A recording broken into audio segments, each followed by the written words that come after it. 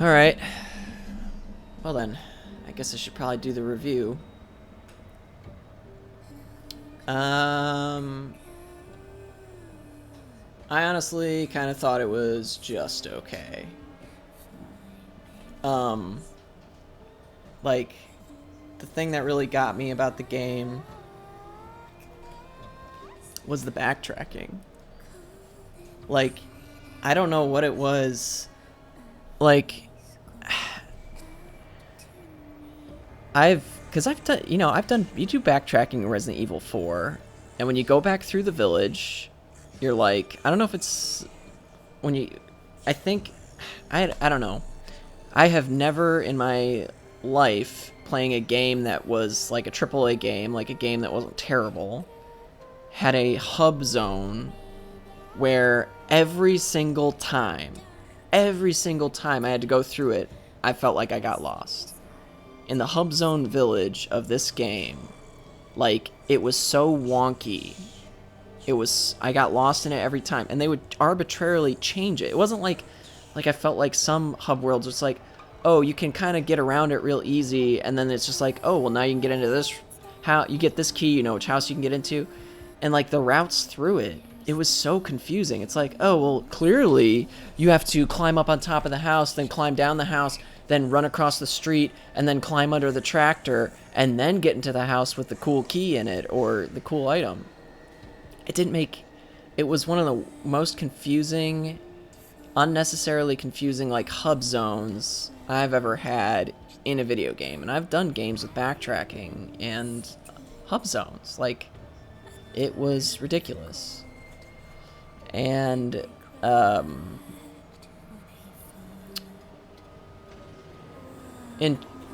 thought the game was fun, but there were just a lot of times like that where it was, like, just unclear enough as to what you were supposed to do. Like, there'd be times when, like, that, and they would just add, like, 15, 30 minutes to the game where it's like, wait, am I supposed to go this way?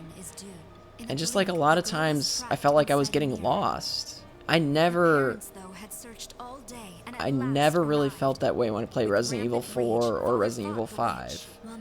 And I know in those games, certainly in Resident Evil 4, there was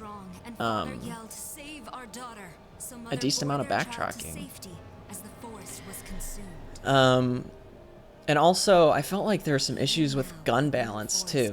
Like, in Resident Evil 4 and Resident Evil 5, like, the handguns are kind of the core. Those are your most used weapons. You're like, oh, I'm going to pick them apart. You get a headshot, you slow them down by shooting them in the legs or something. You kind of like pick apart a crowd. If there was more than one guy at a time, handguns seemed useless to me. Seemed totally useless, unless you're literally like acing guys with headshots. But the way that they design the movement of the characters makes headshots, like, yeah, more rewarding because they're harder to do. But they weren't that hard to do whenever I was using like a sniper rifle from medium distance. It's like the enemies were programmed, like, I felt like the enemies were programmed to be the hardest to hit from like handgun distance. But whenever you used a sniper rifle, it was no problem. And also, it was like they weren't programmed to like react to those weapons the same way. So it was like the hardest to hit them whenever you're trying to use a pistol, but also the most pointless because it did like no damage. And it was like anytime there was more than 2 enemies, it was like handgun just seemed useless, totally useless. And sniper rifle, I felt, ended up being the best gun in the game by far. Yeah.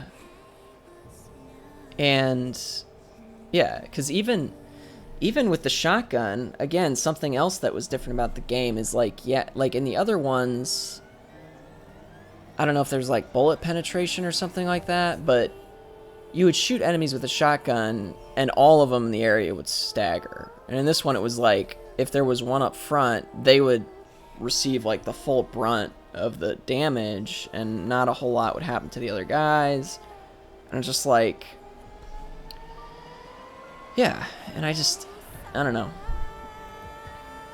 There were just a lot of things where it was like not really knowing what would work that was a little bit frustrating, because you're like, and not knowing where to go when you have to backtrack. And whenever you're doing simple things like exploring, and when you explore, it's supposed to feel rewarding. You're like, oh, you know, I've unlocked a new area.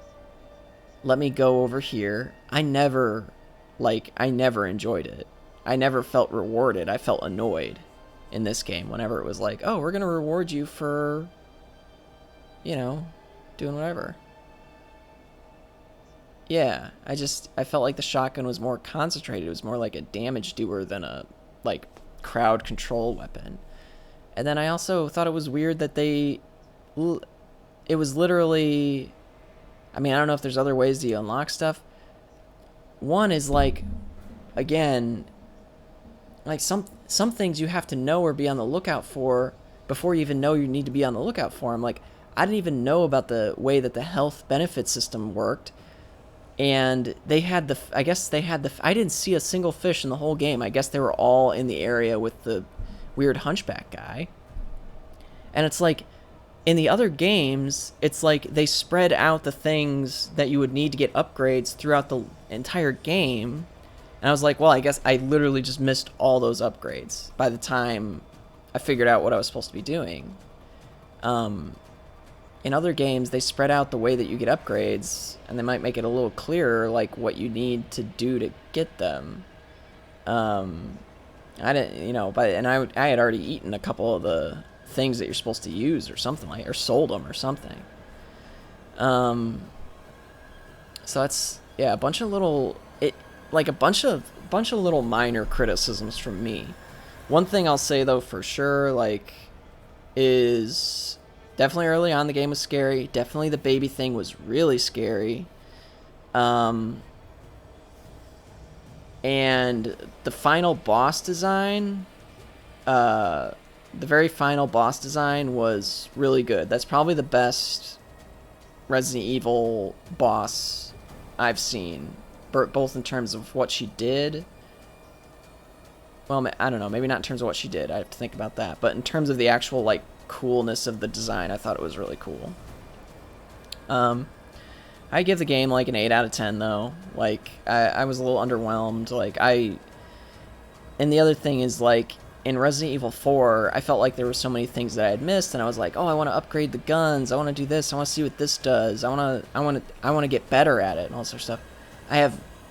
I have no feeling, like, I don't have much feeling for that at all for this game. Like, if I owned it, I might play it one more time, and that's it.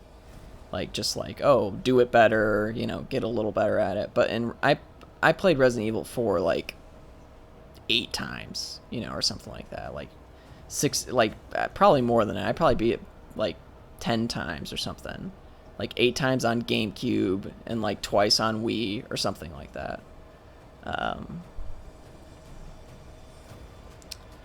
I don't have the same feeling. I know it probably sucks to live in the shadow. Yeah, the movements, her design, it was all really cool. It probably sucks for the Capcom guys to live in the shadow of, like, this one game that somehow, like, nailed, like, the combination of fear, action, and gunplay, and in the, like, in that way that Resident Evil 4 did, because literally every time I play one of their games, that's all I think about is, like, yeah, but, like, there weren't moments, you know, like, after you get used to the enemies, they don't scare you. But I felt like in Resident Evil 4, there were different levels of the fear. Like, at first you're like, oh, it's just one guy, it doesn't scare me. But then you would, like, somehow you'd be, like, looking in one direction, and then 3 of them would get close to you, and it would scare you again. Or you'd be, like, in some kind of situation, Do you think the little boy will be able to touch them? and they would just get to you. Wait, what if he has a rocket ship?